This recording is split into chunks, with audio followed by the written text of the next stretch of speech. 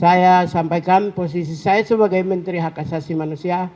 I love semuanya, creator, worker, user. I love you all, saudara dan saudari sekalian yang saya hormati. Hari ini Kementerian HAM didatangi oleh para komposer, ya, pencipta lagu yang tergabung dalam organisasi AKSI, Asosiasi Komposer Seluruh Indonesia, ya. Asosiasi komposer atau pencipta lagu, ya, adalah satu komunitas, satu kelompok yang memiliki daya imajinasi, daya cipta, dan daya karsa. Ya.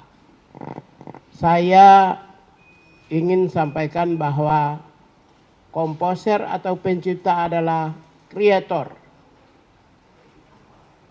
Hasil kreasi mereka, hasil cipta mereka, hasil karsa mereka, hasil ekspresi mereka digunakan oleh komunitas yang lain yang namanya workers atau pekerja, atau users atau pengguna atau pengguna.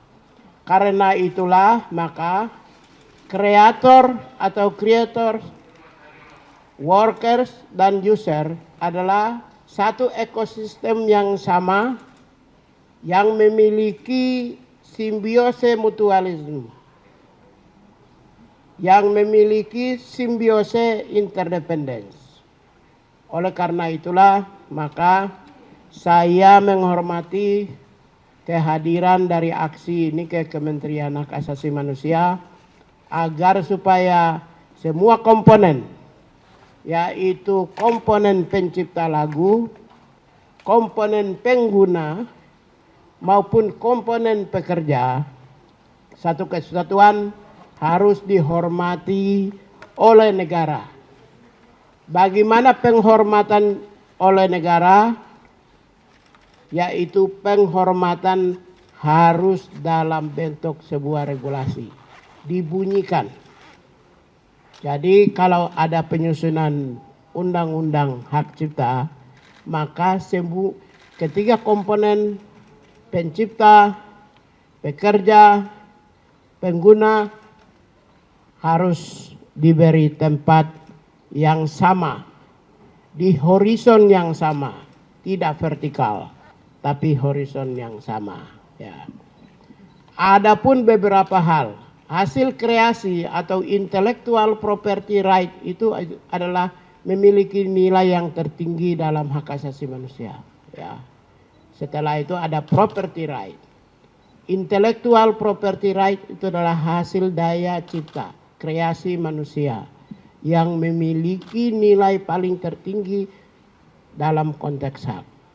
Maka aktor-aktor yang menciptakan sesuatu itu juga harus diberi tempat yang sama dengan mereka yang bekerja dan mereka yang menggunakan.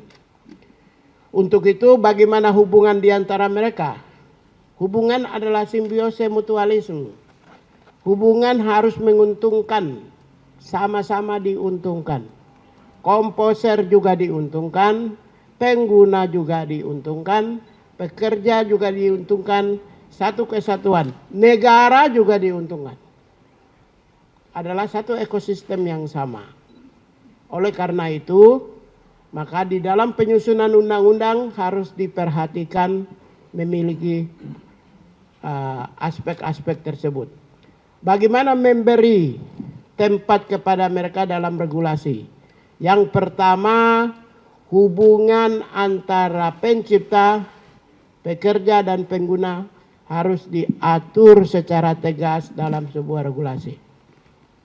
Harus diatur apa yang menjadi hak, apa yang menjadi kewajiban dari pencipta, apa yang menjadi hak dan kewajiban dari pengguna, diatur dalam secara tegas, dieksplisitkan dalam undang-undang hak cipta yang akan datang. Kemudian bagaimana? Karena ini kita bukan ruang hampa. Kita berada dalam negara kesatuan Republik Indonesia yang diatur oleh hukum. Kita adalah Rechtsstaat, negara yang diatur oleh, diperintah menurut hukum. Maka siapapun yang menentang hukum, maka perlu ada sanksi. Oleh karena itu di dalam undang-undang yang akan datang harus juga mengatur tentang hak dan kewajiban diatur di dalam undang-undang tersebut. Dan bagaimana kalau melanggar hak, bagaimana kalau melanggar kewajiban, harus ada sanksi. Yang dimaksud sanksi bisa dengan sanksi yang tegas, bisa dengan sanksi yang ringan. Apakah mau pidana atau mau perdata, terserah. Tapi menurut saya, karena saya Menteri HAM, saya menganjurkan perdata aja. Lebih restoratif, lebih memuliakan hubungan antara pencipta dan pengguna. Karena itu, tapi itu harus dipertegas di dalam penyusunan undang-undang. Yaitu kalau ada yang melanggar, bagaimana sanksinya harus dipertegas dalam penyusunan undang-undang. Kenapa? Ini penting, negara harus kasih kepastian bagi mereka yang menciptakan, kepastian juga bagi mereka yang bekerja, dan kepastian juga bagi mereka yang menggunakan.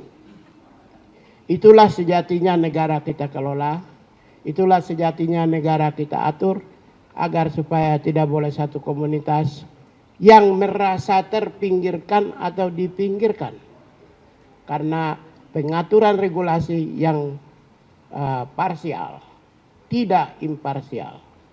Kita ingin undang-undang yang komprehensif, yang imparsial, yang mewadahi seluruh komunitas bangsa Indonesia, supaya suatu saat kita akan melihat pencipta-pencipta yang lain. Pencipta tidak hanya musik, tapi pencipta teknologi, inovasi dalam berbagai aspek. Sebagai Menteri Hak Asasi Manusia, saya ingin menempatkan mereka yang menciptakan sesuatu intellectual property right harus diberi tempat dalam posisi undang-undang. Negara dalam undang-undang yang akan diatur itu harus mengatur 3. Yang pertama adalah how to the state obligation to protect on human right, intellectual property right. Bagaimana kewajiban negara melindungi mereka yang menciptakan. Yang kedua, bagaimana negara menghormati, how to the state respect on human right. Negara menghormati mereka yang menciptakan.